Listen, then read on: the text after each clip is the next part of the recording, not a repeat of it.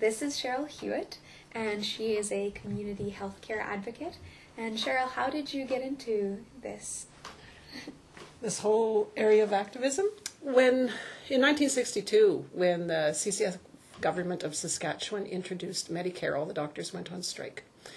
And not all of them, a tiny handful of them didn't. And I was 8 years old, and my mom and dad and other farmers and railroaders in our community west of Saskatoon created a cooperative health clinic.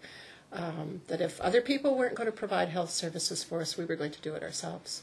So I have had health care through cooperative community health centers or other health centers similar to that for almost all my life. So there's an early start to self-organization. Yep. So we're going to ask you some questions on public clinics in the Vancouver area. About how many are there in Vancouver? There's what I would call community health centers that are community-based, and there are three: Reach, Mid-Main, and Native Health.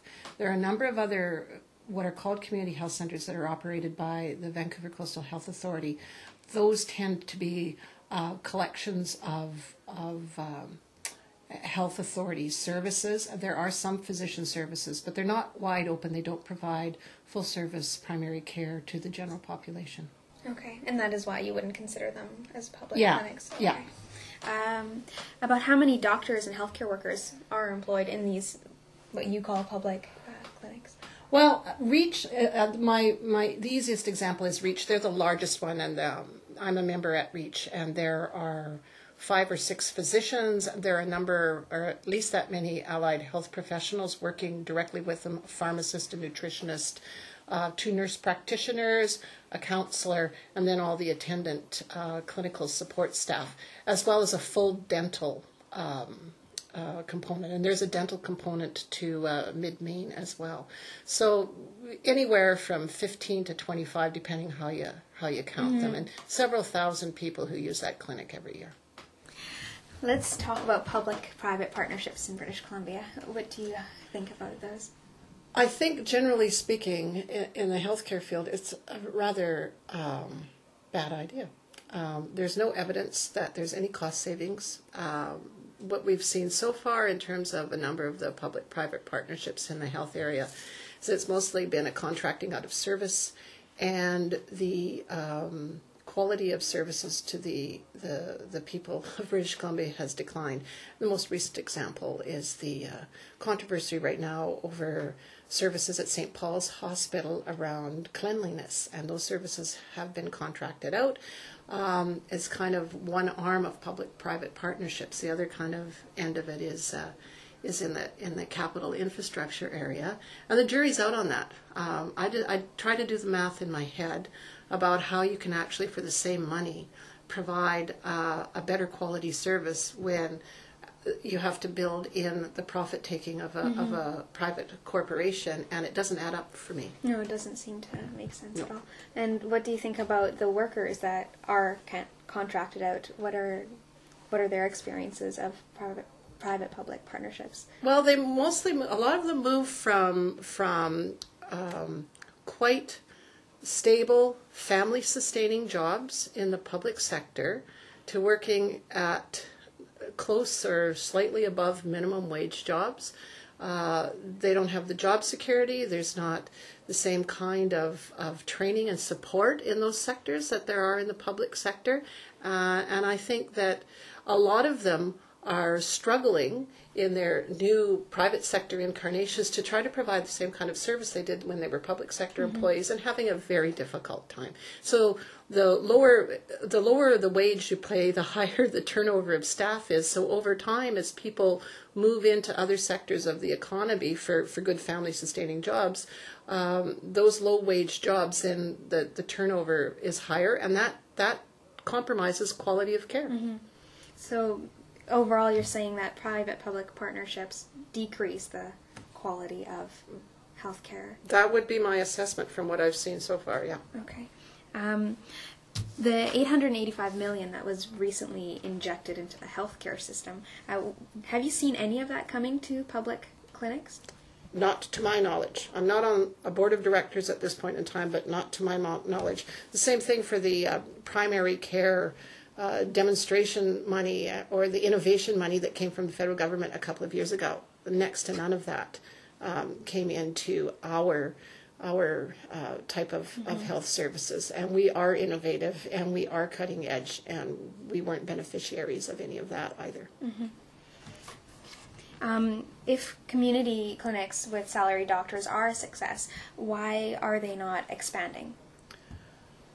There's always been a huge opposition from entrenched medical interests against Medicare in the first place, evidenced by the physicians' strike in 1962, to opposition to working with physicians that don't work on fee-for-service.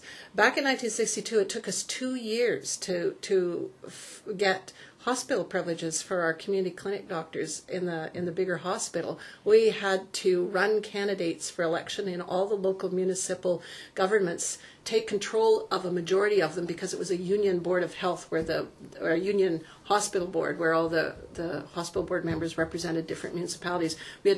We had to win majorities on a majority of municipal governments in order to get hospital privileges for our physicians, because there's such a negative reaction to doing things differently.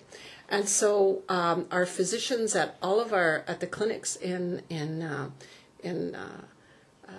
BC, which grew up in the 60s as well, but had a somewhat different history, have found that same kind of resistance to change. Mm-hmm. That there's a strong belief amongst the leadership of a number of generations of medical professionals that fee-for-service is the only appropriate way to remunerate physicians. And that's becoming less and less palatable to a new generation of physicians. I expect there to be less opposition over time. If you talk with large numbers of new physicians, particularly the number of women that are in the medical profession now, they like the idea of group practices. They like the idea of being able to practice medicine without having to do all of the attendant small business management that goes with being a doctor in sole practice. They like the idea of our clinics of working in multidisciplinary practice. They like the idea of being able to draw on other resources. And I think it's just going to take a bit longer for people to recognize that kind of practice where you utilize the skills of a wide variety of health professionals, not just the skills of a physician, that you can provide a higher quality of care, and you as a physician can have a higher quality of life. Mm-hmm.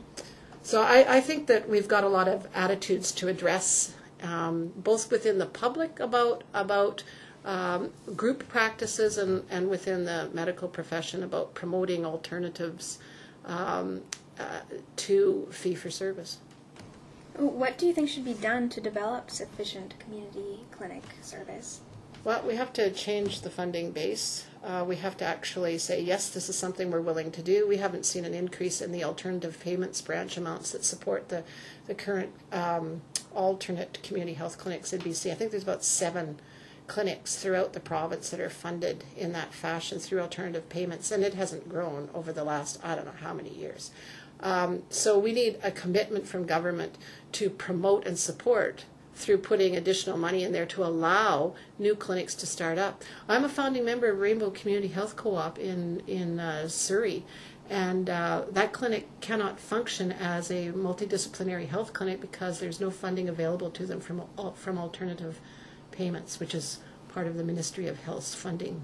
Can you explain the funding base a little bit? Well, it's basically a grant per physician. So it's still tied to our physicians. It's not tied to our broader health services. So rather than being paid like doctors in private practice are for every time you go visit the doctor gets paid for whatever it is you go to see them for. At our clinics, we receive lump sum annual funding per physician in our clinic. And we use that funding to pay the salaries of our physicians as well as a lot of the other staff that we have in working in collaborative practice with our physicians. So there's 2 kind of sets of money. There's the MSP money that pays the fee-for-service And then there's alternative programs which pays for the small number of clinics we have. So there's a funding mechanism there. What there isn't is political will to put more funding into it. Why is that? Successive governments who either were ideologically opposed to this type of healthcare. The current government's conversation on health is not about how to do things differently, in my view. It's a conversation to get people used to the idea of reducing services or increasing private care. It's not about how people want to see services grow and improve in their communities and how to go about doing that. So there's histories of governments with no commitment to public health care. And then governments that may have had been very well aware and supportive of public health care, but the physician lobby is so strong that they haven't been willing to push back against that lobby. Mm-hmm. Well, what do you think is the most pressing concern facing healthcare in British Columbia today? I think it's reorganizing how we provide primary care services for people and the whole range of supports that support healthy communities, all those social determinants like housing and food security and job security, all those kinds of things dealt with together with good primary care services that keep people out of acute care, which then allows us to afford the kinds of high quality, high end interventions for people when they really need them. But if we look at a lot of admissions to hospitals these days, all kinds of people with chronic illnesses, asthma and other respiratory illnesses, people with diabetes, people with mental illness, all kinds of people presenting at hospital because there isn't appropriate primary care in the community for them. They have a hard time finding a family physician, if they can find one at all. Family physicians operate quite independently. There isn't any integration with primary care physicians, with all the other kinds of community services. People have to fight their way through the system themselves to figure out what actually is available to them. People don't know easily. And so it's very discouraging. Yeah, and not everybody has the capacity to do that. So I think that to me, the biggest issue is to try to completely change how we think about primary care and primary health care, base our system on that, and stop looking at the system from an acute care perspective. Because that is where the money is going now, and it's going there at the expense of the primary care services that will actually keep people out of hospital. There's a lot of really unnecessary usage of hospital services that we could do far more cheaply in the community if we had the resources allocated appropriately, and the human resources to do it too. Have you heard of the website nowpolling.ca? No, I haven't. It's a small website that just polls about issues in Canada and British Columbia and community issues. And one of the sections is on healthcare. Okay. Some of the questions are on financing and such. So I'm going to ask you some of these. How should healthcare be financed? Publicly, through a progressive tax system. I don't believe that. I think that health is a basic human right, and access to health services is a basic right that we as Canadians have, and that we should fund health care services through the public tax system, through a progressive tax system where your ability to pay determines how you contribute to the tax system, and that we minimize and eliminate user fees. Who should provide health care services? I think a combination of government services, nonprofit services, and cooperatives should provide health services. I think we have a large private sector participation in a lot of health services. For example, in Vancouver, the two largest home support service companies, one is nonprofit, one is a private sector company. I think we should, over time, move to reduce the amount of private sector involvement in healthcare delivery. I think we should support community-based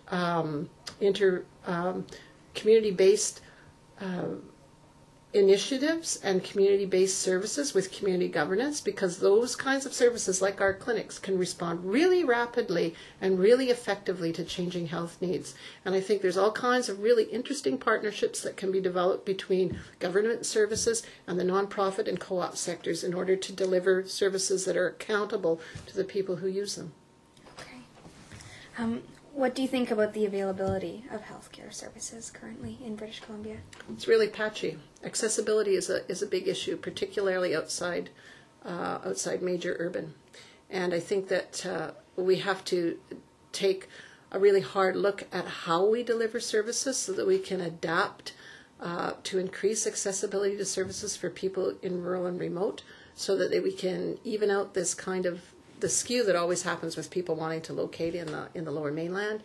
There's incentives that we can provide to service providers to work in outside of major metropolitan areas. The expansion of the UBC medical program to the University of Northern BC is a really good thing. The research shows that people tend to stay near where they've been trained. Mm-hmm. And we've been training healthcare providers in the Lower Mainland for a long time. They tend to want to stay down here. Mm-hmm. If we train in rural and northern BC, there's a much greater likelihood that people will stay and practice there. And I think we have to do all kinds of things like that. And I would encourage people to really look into this whole thing about public-private care, all these kinds of things, and take a look at the American system and see who it works for and who it doesn't work for, and then take a look at our own system and say, okay, there are some things, it's not perfect, it needs changing, but in whose interests are we going to change it?